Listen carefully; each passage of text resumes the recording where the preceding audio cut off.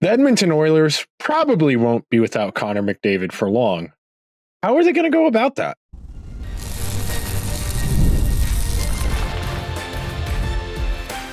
You are Locked On Oilers, your daily podcast on the Edmonton Oilers, part of the Locked On Podcast Network, your team every day.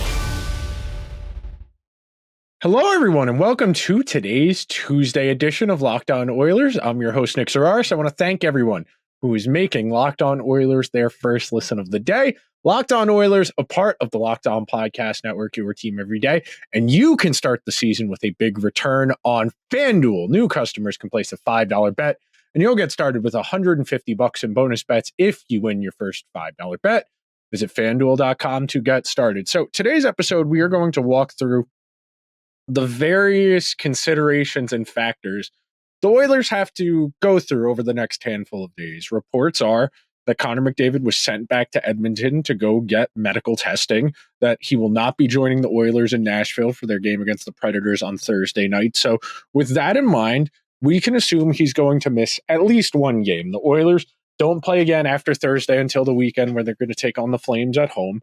But early reports are that he was not seriously injured last night. That was the reporting in the arena after the game against the Blue Jackets, in which the Oilers, to say they no-showed would be generous. I felt that the Oilers gave a very substandard effort. But even as a team that's struggling, I felt they didn't play particularly well. So I do highly encourage you check out the post-game episode of the show we did right after the game ended last night, because I didn't feel great about it. And I think the considerations for the players dealing with the emotions of losing McDavid less than a minute in a game, they do matter. I don't think it's fair to them to entirely say, well, they no-showed because they didn't care. Well, no, they cared. I felt that they probably more likely than not cared too much about the fact that McDavid didn't return to the game, and it was probably weighing on them to some degree. So on today's show, we are going to talk about the potential replacements on the roster in the short term. In our second segment, we are going to tackle what exactly it means for the Oilers' bigger picture, their problems that are permeating throughout the entire roster. And then we're going to find a way, and we're going to talk about this in a constructive manner. We're going to talk about who needs to step up in the absence. And look, if McDavid only misses a game or two, I don't think that third segment is going to be particularly important. But if we're talking about McDavid missing a week or two, I think then we can have an honest consideration about who needs to step up in the interim. So at the outset, let me say the obvious. There is not a player on God's green earth that could replace Connor McDavid. I don't think if you drop Nathan MacKinnon in there, if you drop Austin Matthews in there, I don't think if you drop prime Wayne Gretzky in there, I don't think if you drop prime Lemieux in there, prime Yager in there, what Connor McDavid does for the Oilers is one of one. His essential essence to the team, especially in transition, where even with him, the Oilers have struggled mightily in transition. And frankly, I think that's been their biggest impediment so far to really get out of the gate and start playing better, is the simple fact they can't go from defense to offense quickly because they only have one defensive pair that's good at moving the puck. When Ekholm and Bouchard are not out there, it is a real crapshoot as to whether or not the Oilers are going to be able to go from defense to offense in a singular attempt. You know, it's great that the second and third pairs, after 3 or 4 failed clears, can eventually exit the zone. But the next guys that are coming on are going to be just as out of position and just as cooked defensively, because they're coming on as the other teams recovered the puck and gained speed. So you're not replacing McDavid. You're not even replacing McDavid in the aggregate. The Oilers are going to have to make a roster decision. They are going to call up a forward. They have yet to determine which forward they are going to call up, and this first segment is largely going to be rooted in the binary choice. There are 2 clear and obvious options the Oilers have: Noah Phillip and Drake Caggiula. The thought process for each is a little bit different. So starting with Phillip, because he's a little bit more exciting, the storyline's a little more enticing. Noah Phillip stepped away from hockey last year. Didn't play professional hockey of any kind in the 2023-2024 season to go deal with some personal stuff. And as somebody who from time to time does have to be able to take a step away from it, being able to ask for help is a very important step in the maturation process as an adult. And I know a lot of people, especially in the hockey community, but in the sports community at large, we struggle to ask for help. So the fact that someone like Noah Phillip was able to go and get the help he needed, come back, have a really strong preseason.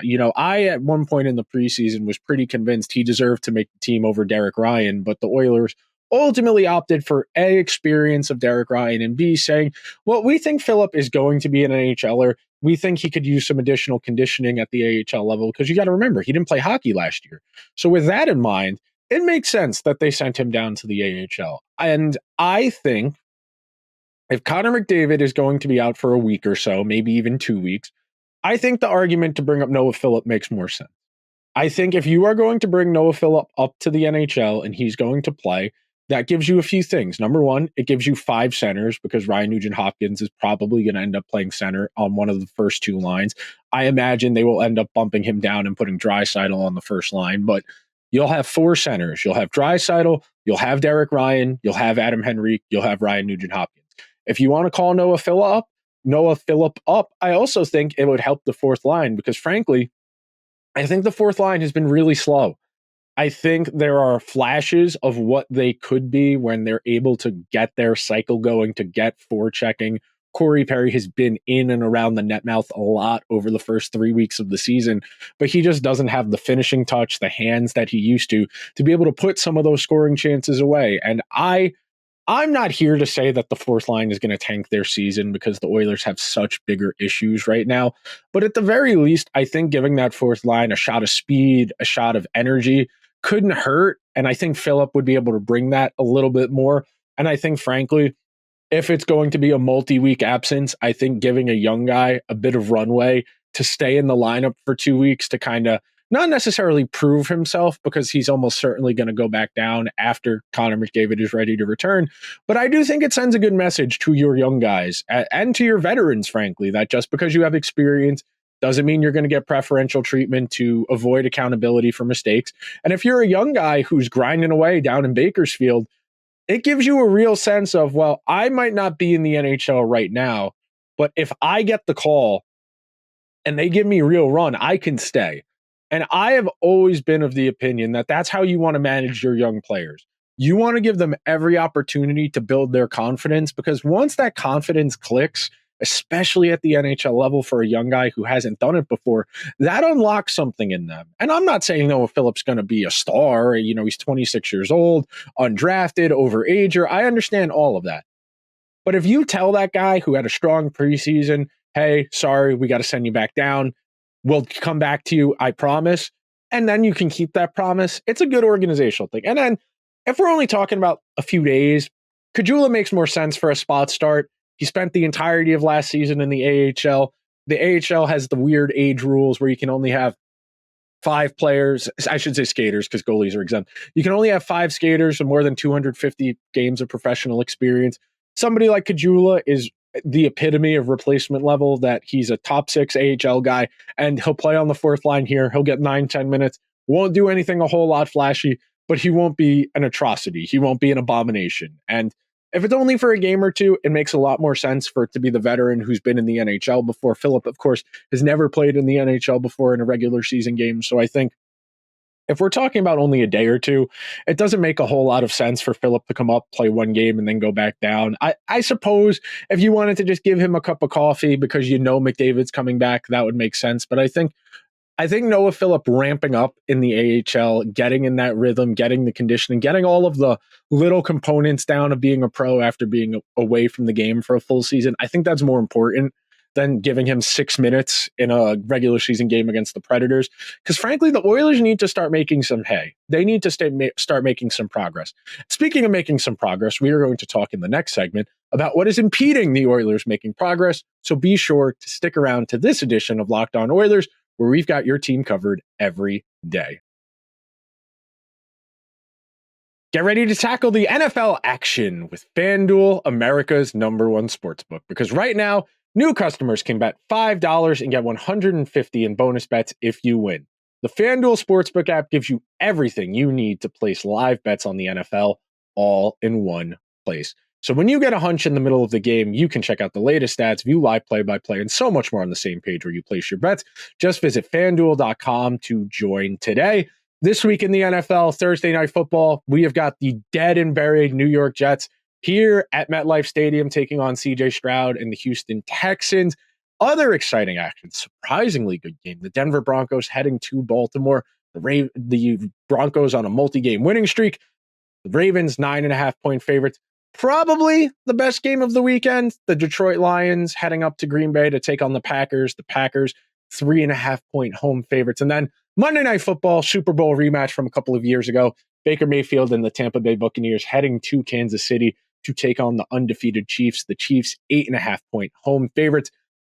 You can get started with $150 in bonus bets if you win your first $5 bet. Again, that's FanDuel.com or download the app. Never waste a hunch and make every moment more with FanDuel, an official sportsbook partner of the NFL. Today's show is also brought to you by our friends over at Gametime. If you guys know anything about me, you know I love going to events, whether it's concerts, whether it's games. At 200 lifetime games, I entered on my Memento app last week, actually, and I, for one, me and my friends, we're big wrestling fans. We are planning on going to the AEW pay-per-view in the middle of November. And we got our tickets to go from our friends over at Gametime with some of the best features in the ticket buying experience. Things like the seat view. This is my personal favorite. If you're going to a game, you get the panoramic view from your seat in the app before you buy. So if you're buying Oilers tickets and you want to know whether you got to see the light go off or you're going to see the puck enter the back of the net, that's why I love the seat view. Gametime also has the lowest price guarantee, or Gametime will credit you 110% of the difference. And Gametime ticket coverage, where your purchase is covered with the most flexible customer service policy in the ticketing industry. So take the guesswork out of buying tickets with Gametime. Download the Gametime app, create an account, and use code LOCKEDONNHL for $20 off your first purchase. Terms apply. Again, create an account and redeem code LOCKEDONNHL for $20 off. Download Gametime today. What time is it? Game time. Thank you to everyone who is hanging out on this Tuesday edition of Locked On Oilers as we are navigating early season turmoil. And frankly, when you have Stanley Cup aspirations, when you are preseason favorites to win the Stanley Cup, it is, I don't want to say expected, but logic would tell you that things don't go to plan. Professional sports is the rawest and the most pure form of the human condition. The struggle that we all go through is encapsulated within the professional sports viewing experience. I think anyone who's an adult and lived a little bit of life will tell you that nothing goes as planned. And simply put, nothing has gone to plan the way the Oilers kind of drew it up this year. Last year, the formula was straightforward.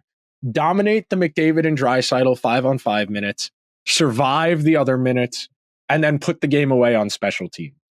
Right now, the Oilers do not have any facet of their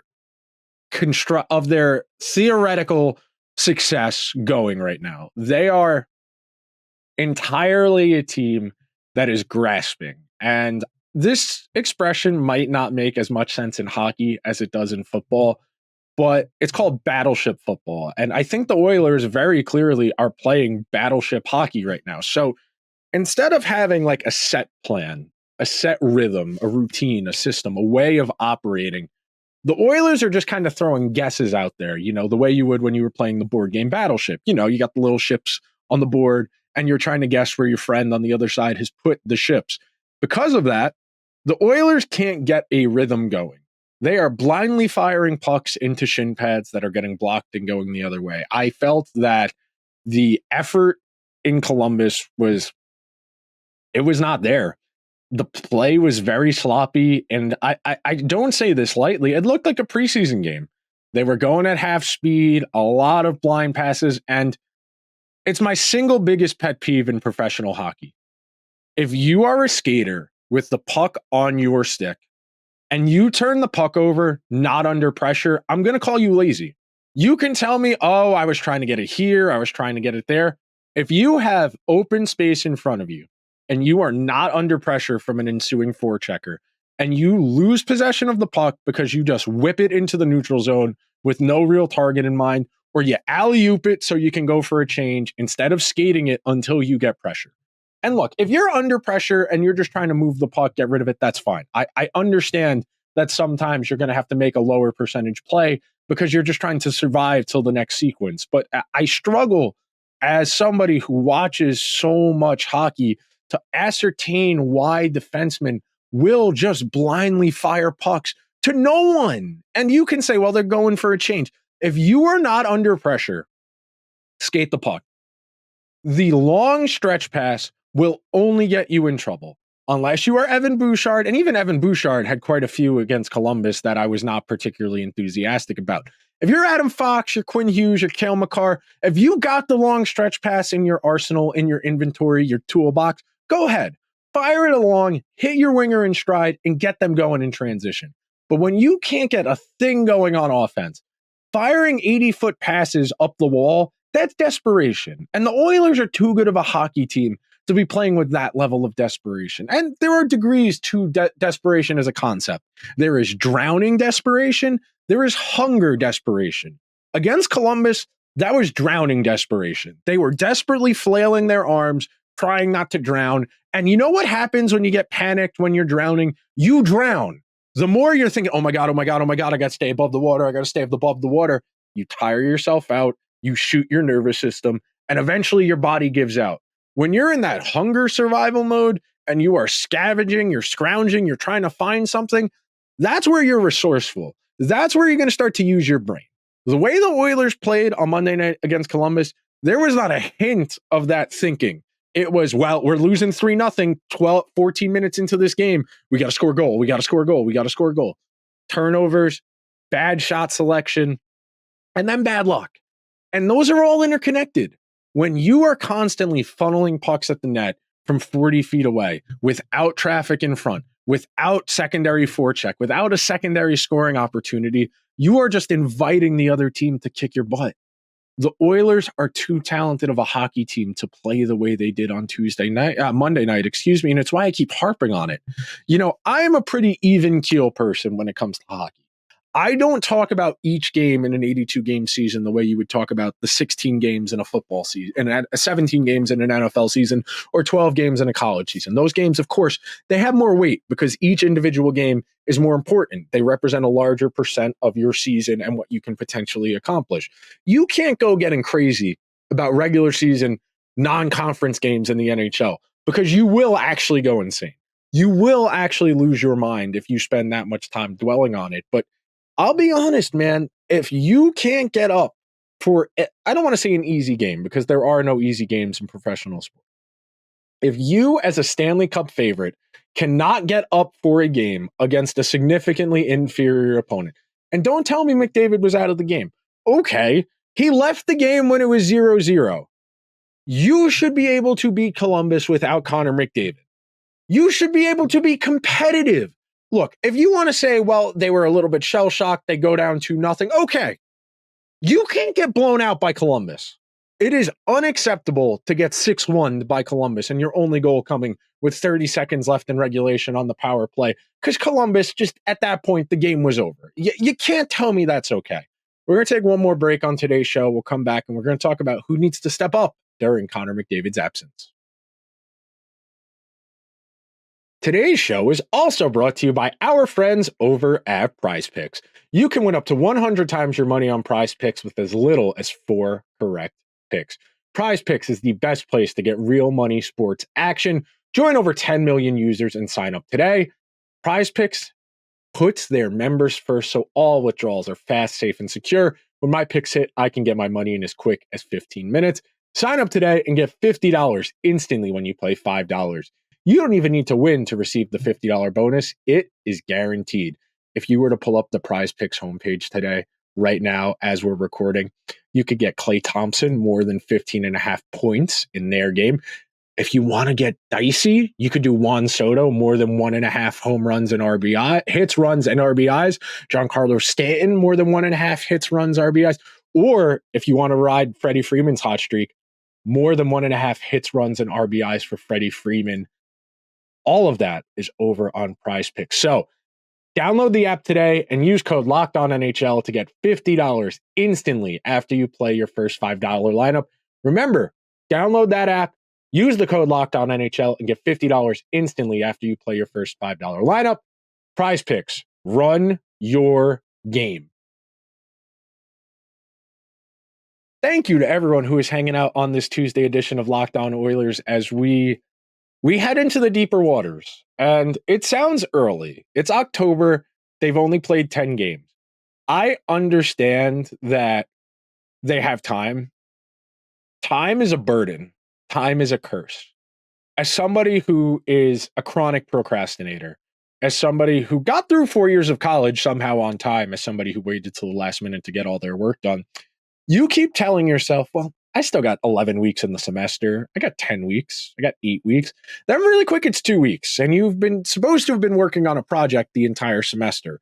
And when you tell yourself, well, I've got 12 weeks. It's fine. I got plenty of time. It is really quick. And that's something that you might not have the perspective on if you didn't go to college or if you're a little bit on the younger side. The older you get, the faster time goes. And the Oilers still have 72 regular season games. That's true. The Oilers still have plenty of time to figure out where they're going. But I need the Oilers to screw it on straight here. It is, you cannot consistently spend an entire season saying, well, we got time, we're going to figure this out.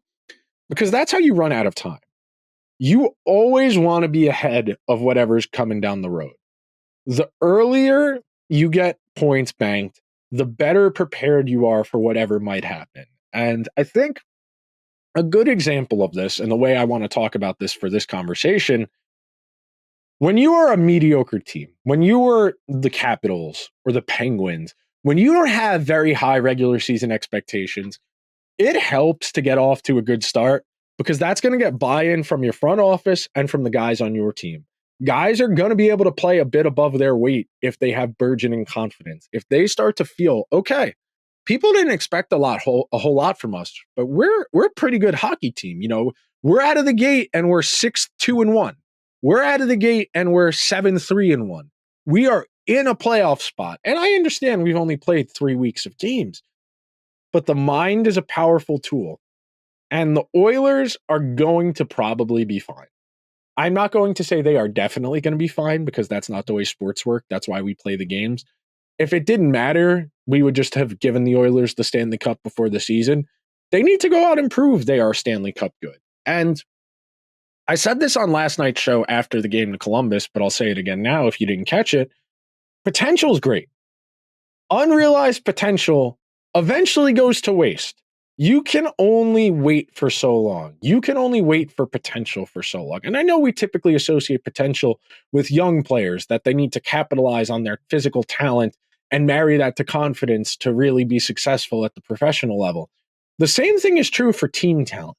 The Oilers have assembled a very talented roster. Sure, there are very noticeable holes, especially on defense, but every team in the NHL, even amongst the contenders, has serious flaws. The Golden Knights do not have a trustworthy goalie. The Jets do not have secondary scoring. The Dallas Stars are a talented team that is yet to accomplish anything in the Stanley Cup playoffs. Of note, yes, they went to a cup final a couple of years ago. They've been to a couple conference finals. That's great. I need to see them get to a cup final with this group, with the Rope Hintz, Jason Robertson group. Florida, they had to overturn a couple spots on their back end. You're always wary of Bobrovsky turning back into a pumpkin. The Rangers, once you get past the Adam Fox pair, do they have another pair that can adequately move the puck? For the Leafs, do they have a goalie you can trust? For the Canucks, can Thatcher Demko come back and be effective? Can Elias Pettersson get whatever monkey's on his back holding him back right now off of his back? Every single Colorado is injured beyond belief. They had another player, Miles Wood, get knocked out of a game and is going to be out for, Ross Colton get knocked out of the game the other night, and he is somebody who is going to miss some time. Every single one of these contending teams has a flaw, at least one, if not two. The Oilers have plenty of time to get this thing headed in the right direction, but it's going to be American Thanksgiving like that. And we all know, By American Thanksgiving, more than 12 of the 16 playoff teams are almost assuredly locked in. Last year, it was 14 of 16 teams across the two conferences we're in playoff spots on American Thanksgiving. We're in playoff spots come the end of the regular season. The only two teams that didn't make it, that weren't in playoff spots that ultimately did make playoff spots, the Capitals and, of course, the Oilers. The Oilers, who came out of the gate 2-9-1 last year. The Oilers have time. Time is a luxury and it is a curse. It is a double-edged sword. You cannot wait to start getting things right.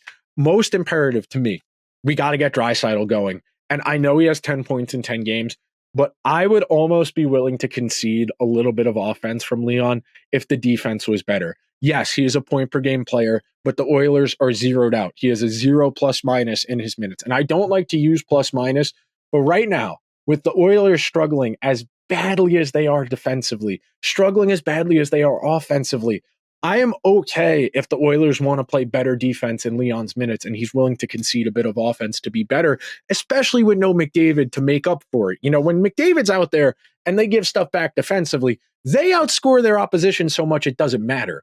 They go out there and they create 4.3 expected goals against 3.2. Yeah, that's a lot of hockey. It's a very high event. There's a lot of scoring chances, but they win those minutes decisively. They win those minutes.